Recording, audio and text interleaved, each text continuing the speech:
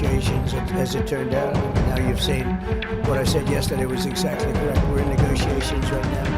I don't want to say in advance, but they've agreed they will never have a nuclear weapon. They've agreed to that.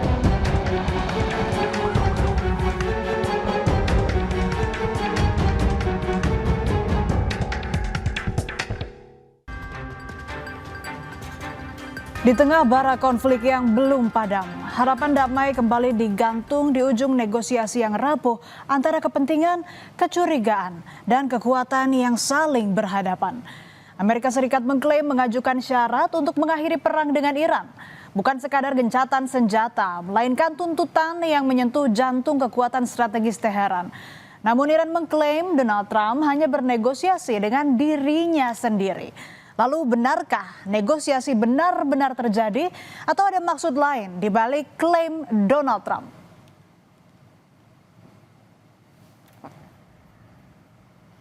Amerika Serikat dilaporkan mengirimkan proposal yang berisi 15 poin kepada Iran sebagai upaya mengakhiri konflik yang tengah berlangsung.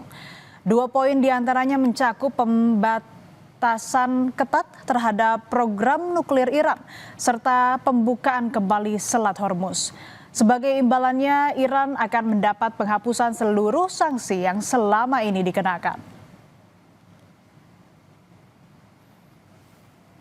Yeah, well, we're in negotiations, as it turned out, and now you've seen what I said yesterday was exactly correct. We're in negotiations right now. You know, I said yesterday, they said, what are the top 10? I said, well, number 1, 2, and 3 is they can't have a nuclear weapon. And they're not going to have a nuclear weapon. And we're talking about that. And I don't want to say in advance, but they've agreed they will never have a nuclear weapon. They've agreed to that. Rencana kesepakatan dengan Iran yang disampaikan Trump ditepis militer Iran.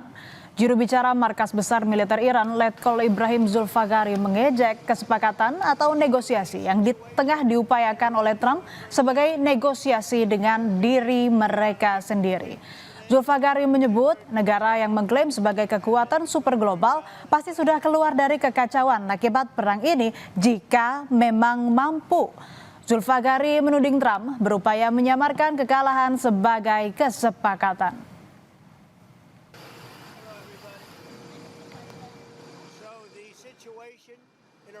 قدرت راهبردی که از آن دم می‌زدید تبدیل به شکست راهبردی شده.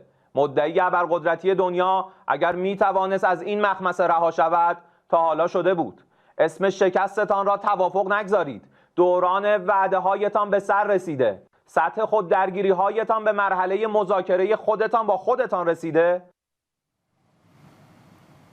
Dengan percaya dirinya, Trump menyebut kemenangan berada di pihak Amerika Serikat.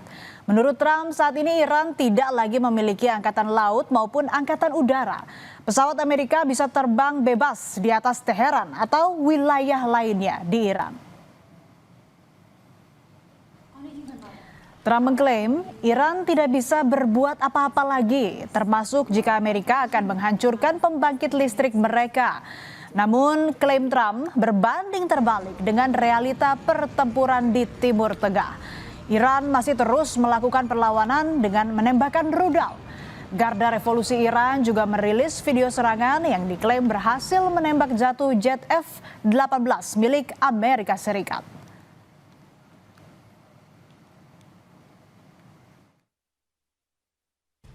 You're talking about to end it? Well, I think we're going to end it. I can't tell you for sure. You know, I don't like to say this. We've won this. This war has been won. The only one that likes to keep it going is the fake news. I mean, the New York Times, you read the New York Times, it's like we're not winning a war where they have no Navy and they have no Air Force and they have no nothing. And we literally have planes flying over Tehran and other parts of their country. Komando Pusat Amerika Serikat merilis rekaman yang diklaim sebagai serangan terhadap sasaran militer di Iran pada Selasa waktu setempat. Dalam sebuah postingan di X, CENTCOM menyatakan pasukan Amerika Serikat telah menghancurkan lebih dari 9.000 sasaran militer di dalam wilayah Iran yang secara signifikan melemahkan kemampuan tempur rezim Iran. Reuters tidak dapat memverifikasi lokasi dan tanggal rekaman tersebut. Selain itu, tidak ditemukan versi video yang diunggah secara daring sebelum 24 Maret. Di tengah klaim negosiasi, Amerika Serikat justru menggelar kekuatan militernya. Amerika Serikat akan mengirim ribuan tentara tambahan dari Divisi Lintas Udara ke-82 elit Angkatan Darat ke Timur Tengah. Divisi Lintas Udara ke-28 saudara pernah melakukan pergerakan serupa pada tahun 2020 setelah pembunuhan Komandan Iran Qasem Soleimani. Memasuki pekan keempat Perang Iran, pemerintah Trump diperkirakan akan mengirimkan ribuan tentara dari Divisi Lintas Udara ke-82 elit Angkatan Darat ke Timur Tengah. Namun hingga kini belum disebutkan kapan dan kemana pasukan militer Amerika Serikat tersebut akan diberangkatkan dan ditempatkan.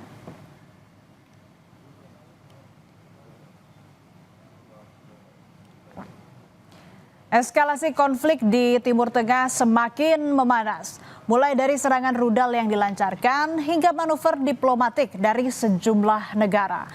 Di tengah membalas serangan Amerika Serikat Israel, Iran mengizinkan kapal yang bukan menjadi sekutu Amerika Serikat melintasi Selat Hormuz. Di sisi lain, Amerika Serikat mengklaim sepihak telah memenangkan pertempuran.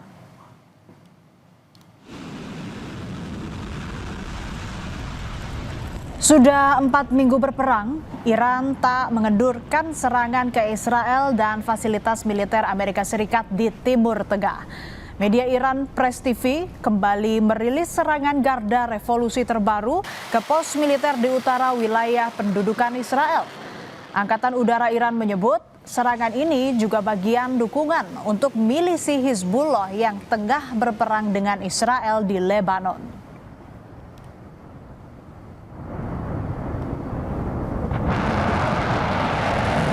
Korps Garda Revolusi Iran merilis rekaman video peluncuran rudal yang diarahkan ke sejumlah target di Israel. Rudal Iran memicu sirine serangan udara di kota terbesar Israel, Tel Aviv.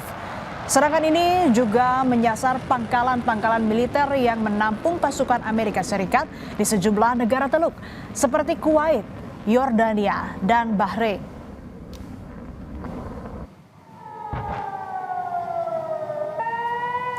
Rudal Iran yang masuk ke langit Yerusalem pada Selasa malam waktu setempat dan membuat sirine peringatan di kota tersebut kembali berbunyi.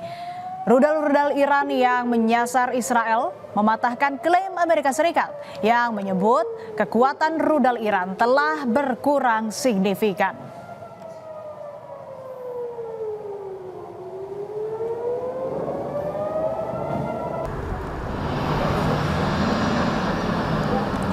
Sementara pada Rabu dini hari tadi, rudal-rudal Iran terlihat dari tepi barat Palestina berjatuhan di sejumlah wilayah Israel.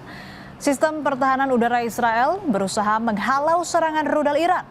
Pasca serangan Rabu dini hari tadi, tentara Israel mengeluarkan pernyataan telah mengidentifikasi lokasi peluncuran rudal dari Iran menuju wilayahnya.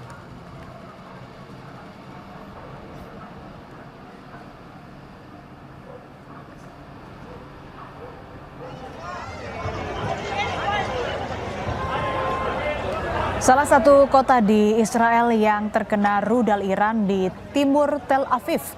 Rudal klaster Iran merusak beberapa bangunan di kota tersebut. Petugas tanggap darurat bekerja di lokasi kejadian di mana kendaraan rusak dan puing-puing berserakan di area tersebut. Otoritas Israel menyebut setidaknya 9 orang terluka dalam serangan ini.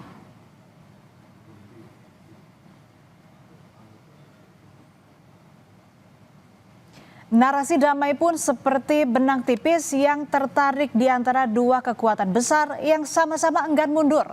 Dan di antara tuntutan penghentian nuklir serta desakan membuka Selat Hormuz, dunia masih menunggu.